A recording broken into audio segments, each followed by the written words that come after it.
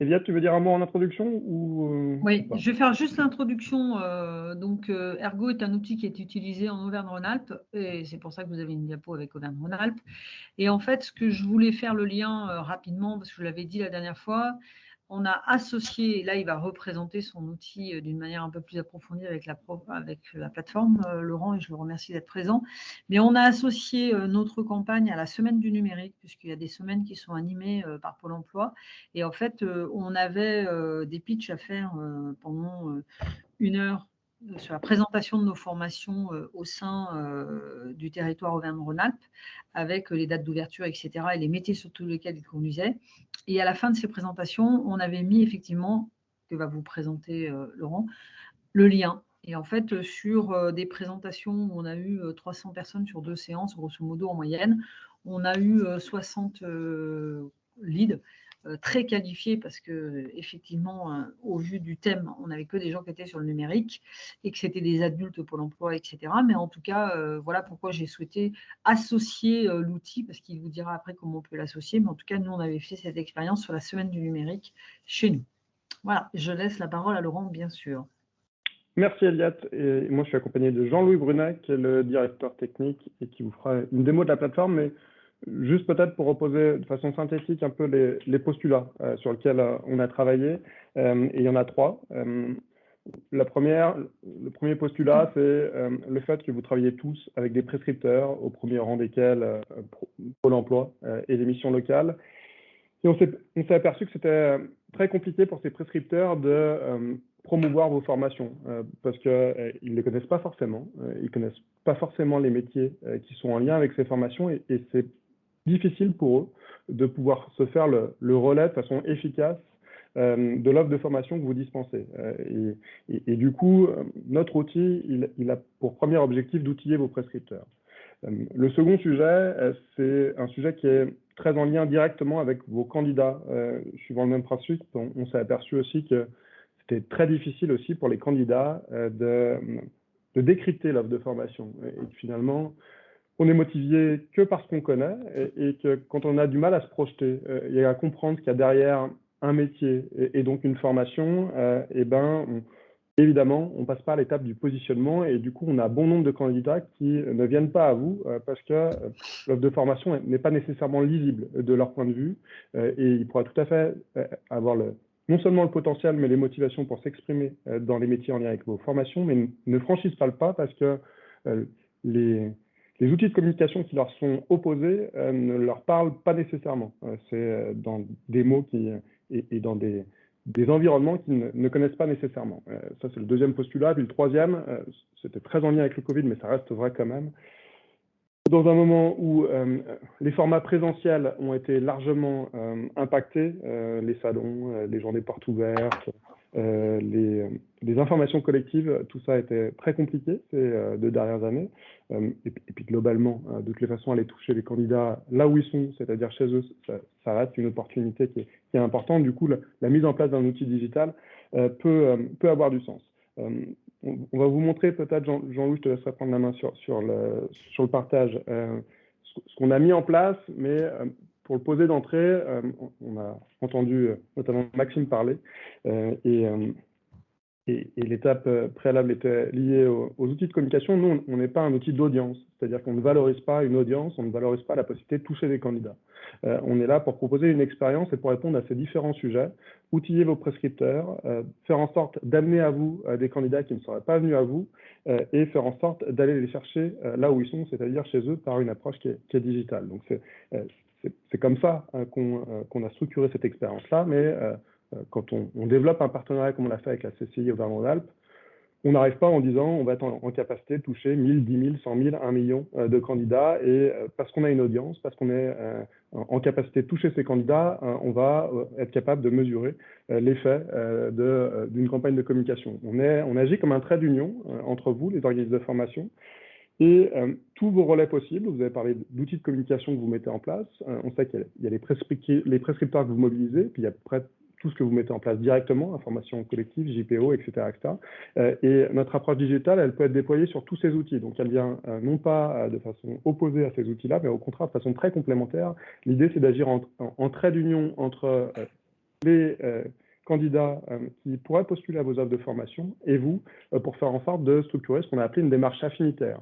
Et le principe de cette démarche affinitaire, c'est justement de capter des gens qui ne comprennent pas nécessairement l'offre de formation et de partir d'eux. On sent l'expérience sur eux et l'idée de ces démarches affinitaires, c'est dis-moi ce que tu aimes faire dans ta vie, je te dirai vers quel métier tu pourrais t'orienter et quelle offre de formation pourrait t'intéresser. Et c'est vraiment comme ça qu'on a structuré l'expérience.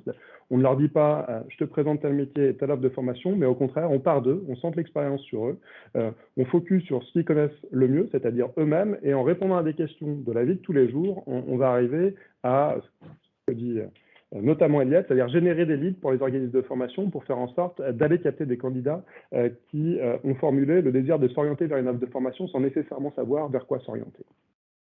Est-ce que c'est clair déjà à ce niveau-là? Est-ce que ça ouvre des questions avant qu'on montre peut-être comment ça se passe? Je considère que du coup, j'ai été parfaitement clair, c'est formidable. Et du coup, je passe la main à Jean-Luc pour vous faire la petite démo qui va bien. Bonjour, bonjour à tous et à toutes. Vous m'entendez bien? Oui. Je vais prendre la main sur le partage sur l'ensemble de mon écran. Comme ça devrait être le cas. Vous devriez voir arriver un écran où on voit les 4 formations qui étaient, je dirais, sur lesquelles on projetait les candidats à ce moment-là, une formation d'assistance en informatique, une formation de découverte multimédia, de producteur de contenu numérique et une formation de développement web et mobile. On a paramétré ces formations dans l'outil. Et puis, comme le disait Eliette tout à l'heure, on a diffusé auprès des candidats un lien. Alors ça, c'est un espace candidat chez nous. Je vous le présente pas parce que c'est pas l'objet, mais là, je suis déjà connecté comme un candidat qui a déjà pris le temps de créer son compte préalablement. Ça prend 2 minutes de créer le compte, mais là, c'est simplement pour aller très vite dans le cadre de la démo. Et donc, ce lien, qui est ce lien un peu barbare que vous voyez apparaître en haut, mais qui peut être rendu un peu plus intelligible avec le nom de votre organisation dedans. Ce lien permet aux individus d'arriver tout de suite sur une première série de questions qui va leur demander de se positionner sur des choses très simples. Vous voyez, là, par exemple, on veut interroger la capacité de la personne à suivre des cours en présentiel et à travailler en groupe. Donc, voilà, on demande à la personne comment elle se sent par rapport au groupe et ainsi de suite. Il va y avoir 24 questions comme ça qui vont être posées à l'individu sur des activités du quotidien, par exemple. Voilà, des collègues ont organisé un match de basket. Comment est-ce que je me positionne? Est-ce que je suis plutôt remplaçant? Est-ce que j'encourage mes coéquipiers, etc. Et au fil de l'eau de ces questions qui interrogent des situations du quotidien, là, par exemple, ils reçoivent un lien YouTube et ils doivent dire s'ils jettent un œil, s'ils creusent ou si ils s'en préoccupent pas du tout. On va nous valoriser derrière ces questions des traits de comportement et des capacités qu'on va donc auquel on va associer l'individu et qu'on utilisera par la suite pour le projeter sur les différentes formations. Voilà, j'apprends à connaître les gens. Est-ce que je suis plutôt d'un naturel réservé? Est-ce que quand je suis sollicité, je réponds en message privé et ainsi de suite. Je vais cliquer rapidement. Vous comprenez le concept de questions sur des situations de la vie courante. Alors, il y en a 24. Donc, la deuxième étape, je la présente avant qu'elle n'arrive. Il s'agit d'interroger cette fois-ci les individus, plus sur des choses qui sont directement liées aux formations. Donc, vous vous rappelez que c'était 4 formations numériques. Et dans ces formations numériques, il y a des formations d'assistanat, des formations de développement informatique et des formations de producteurs de contenu numérique notamment.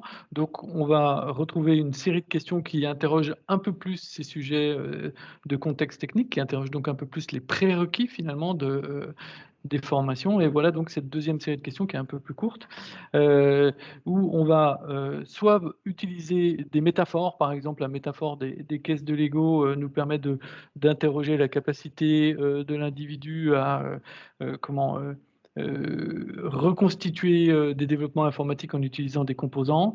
Ici, on interroge plus directement le fait d'être OK pour suivre une formation à distance.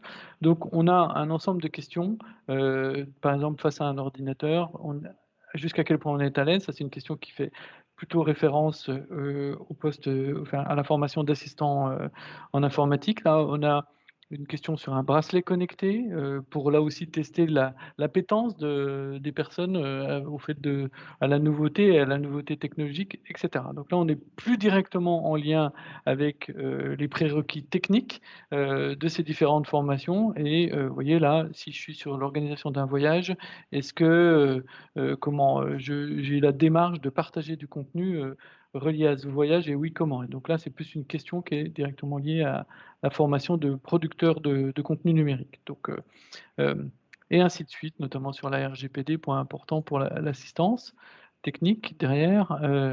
On a ces 17 questions qu'on avait designées spécifiquement pour la formation et des questions voilà, plus directes sur le niveau de formation par rapport, encore une fois, aux formations qui pourraient avoir des filtres sur ce point. Passer ces questions, premièrement capacitaires, puis liées aux prérequis techniques des formations, on interroge les préférences de localisation pour la formation et puis quelques questions d'ordre administratif sur la personne. C'est terminé, la personne retrouvera dans son espace personnel ses souhaits de formation. Un nouvel onglet vient d'apparaître avec ses souhaits de formation et il va pouvoir voir sur quoi il s'est positionné indirectement. Côté back-office, comment est-ce que ça se présente? Tout simplement une liste d'individus et sur cette liste d'individus, comment on a la possibilité d'effectuer un certain nombre de tris. Par exemple, on peut rechercher par date et de fait, je vois arriver ici ma toute dernière candidature. Mais plus globalement, sur ce premier niveau, on voit qu'il y a je dirais des formations qui sont en noir, donc elles sont valides, et des formations qui sont grisées, donc il y a certains critères sur lesquels l'individu n'avait pas le potentiel, et on peut de fait aller voir le potentiel d'un individu en cliquant sur le i ici. Donc cet individu a répondu aux questions qui concernaient les 4 programmes de formation et on peut constater que sur ce programme découverte multimédia, sur les 6 activités pédagogiques qui étaient identifiées sur ce programme, elles lui seront immédiatement accessibles parce que ces réponses ont donné satisfaction. Et par ailleurs, sur les prérequis notamment distanciels ou sur le respect des obligations RGPD, donc sur les aspects plus techniques des formations, là aussi, c'est un candidat qui ne posait pas question sur ce point. En revanche, sur l'assistance en informatique, on voit qu'il y aura peut-être quelque chose à vérifier si vous le recevez en entretien, c'est sa capacité à vulgariser un point technique pour pouvoir produire un bon niveau d'assistance informatique. Voilà pour le cœur de la démonstration avec donc cet outil qui permet de retrouver l'ensemble des candidats et leur positionnement à la fois capacitaire, sont dans la capacité à suivre les formations et affinitaire dans le croisement entre leurs affinités techniques et les compétences techniques attendues de la formation. Peut-être 3 points de complément. Le premier, c'est que les questionnaires sont nécessairement sur mesure, c'est-à-dire qu'on prend appui sur l'organisme de formation qui détermine le périmètre sur lequel agir.